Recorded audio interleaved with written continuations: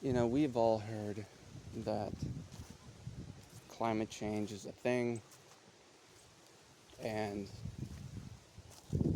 there are some people who are out there and accept that completely and are having existential meltdowns.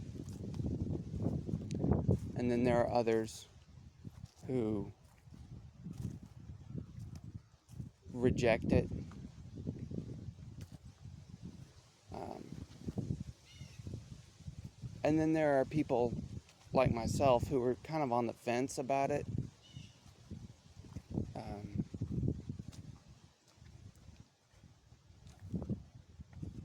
and the reason why there's this divide, at least for my perception, the reason why is because the method of informing the public on this topic, the method they used was propaganda. And there are those of us who see the propaganda and think, oh, well, you can't trust that because it's propaganda. So that's a completely reasonable stance. But nobody is comfortable speaking up and saying, hey, there are a few, but for the most part, people aren't comfortable speaking up saying, hey, this is propaganda. Because it's so widely accepted that it's a thing. Um, so, you have the resistance to it in society, and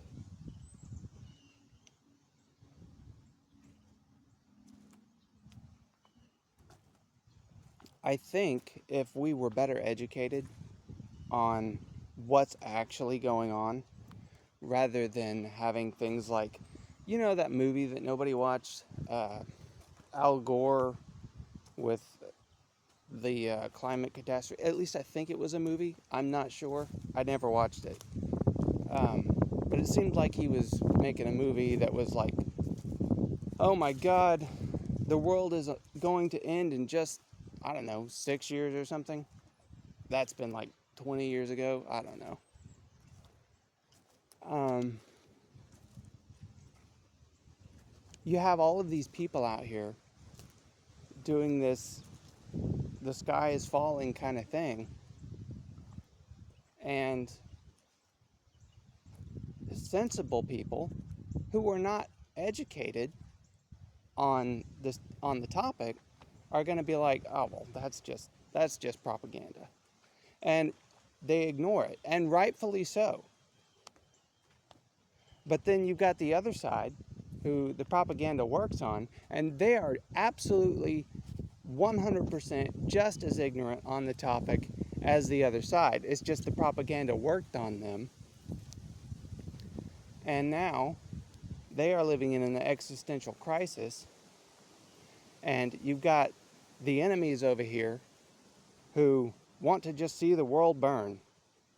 And so they can't articulate what's going on because they don't know.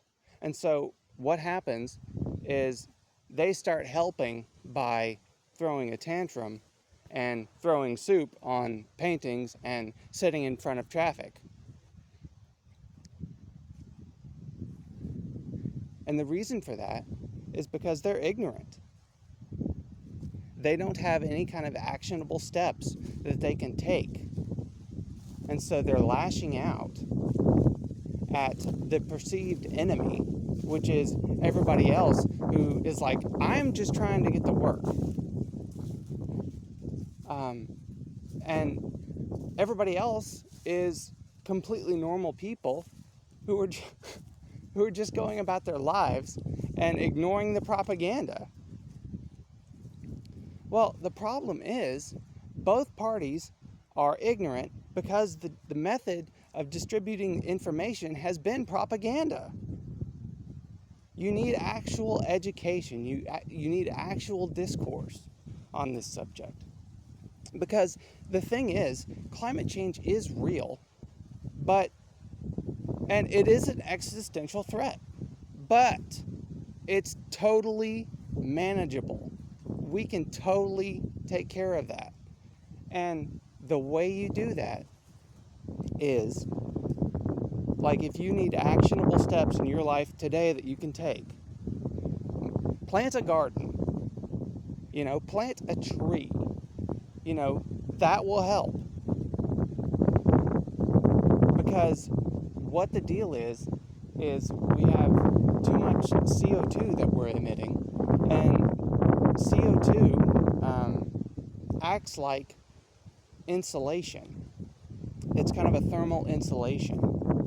So you've got the light from the sun coming in, and then it gets distributed throughout the CO2, kind of like, what would you liken that to? Well, it's like heat trying to move through your house, your wall, and the thicker your insulation, the better your insulation, the slower the heat moves through the walls, right? So if you've just got paper thin walls, the heat, there's very little barrier for the heat to escape through. And I guess technically it's going through the ceiling since heat rises. But same principle.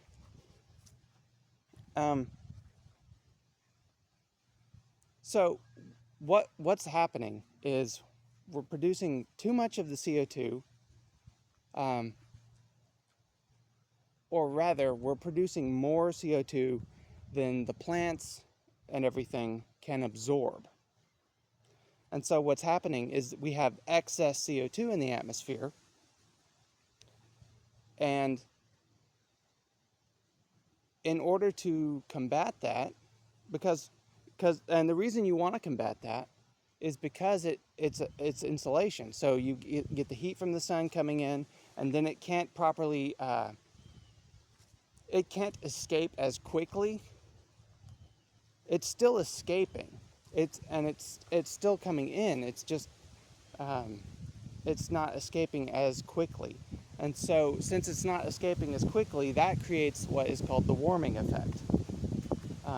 And I don't know if that's an official term or anything. That's just what I'm calling it. And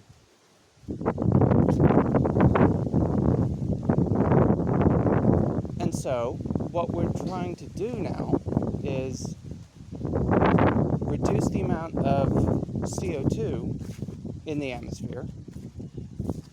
And we think of, it's pollution. Well, it's a natural thing. The trees use it in their photosynthesis. It's how they eat, essentially. So it's a good thing. It's totally natural.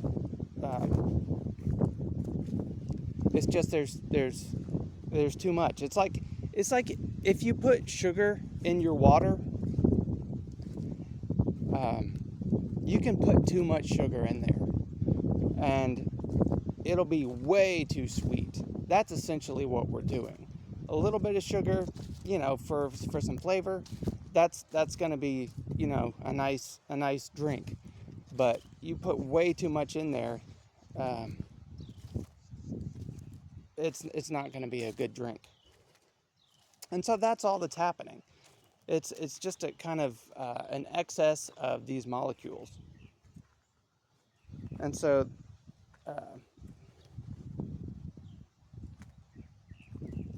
I lost my train of thought.